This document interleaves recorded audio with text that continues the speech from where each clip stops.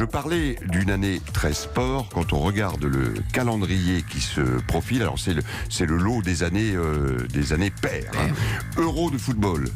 12 juin, 12 juillet, avec une équipe de France, rappelons-le, championne du monde en titre. En termes d'audience, ça devrait être l'un des moments forts de l'année. Et des beaux matchs en perspective. Hein. Des beaux matchs en perspective et qui va contre couvrir, puisque c'était ça va être plutôt chaud. Allemagne et Portugal, rappelons-le, entre autres comme adversaire de la France au premier tour. 12 juin, 12 juillet.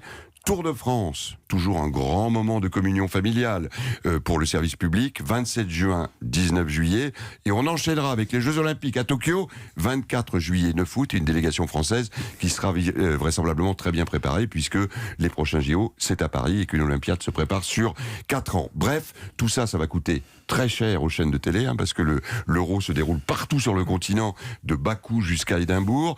Les JO, c'est à Tokyo. Le Tour de France, on en connaît le coût. Ce sont de gros budgets, de grosses audiences à venir qui vont marquer l'année 2020. Oui, c'est vrai que pour TF1 M6, c'est un gros challenge. Hein. Vous l'avez rappelé, du 12 juin au 12 juillet, les deux chaînes vont se partager en exclusivité et en clair, il faut le rappeler, les 23 meilleures affiches de la compétition, dont 12 matchs de poule, à savoir déjà le match d'ouverture et les matchs de l'équipe de France. Et puis, il y aura 5 huitièmes de finale, 3 quarts de finale et les demi-finales. Et puis, bien sûr, la finale en apothéose. C'est vrai que c'est très important. Ce sont des grosses audiences. Et d'ailleurs, TF1 a compris que le sport, même au féminin, pouvait fédérer de nombreux téléspectateurs. Souvenez-vous, la Attention, Coupe du Monde 2020, de football. l'année du MeToo n'avait plus le droit de dire même au féminin. Le sport féminin. Le sport féminin, c'est vrai. Mais il faut quand même le souligner parce qu'au début, les chaînes étaient un peu frileuses à l'idée de diffuser du sport féminin. Il faut le souligner parce que TF1 l'a fait et s'est rendu compte que ça cartonnait. Souvenez-vous, la Coupe du Monde de foot féminin, les 3 meilleures audiences de l'année, je crois que c'est du football féminin. C'est du football féminin. Donc à partir de ce moment-là, TF1 va poursuivre sa percée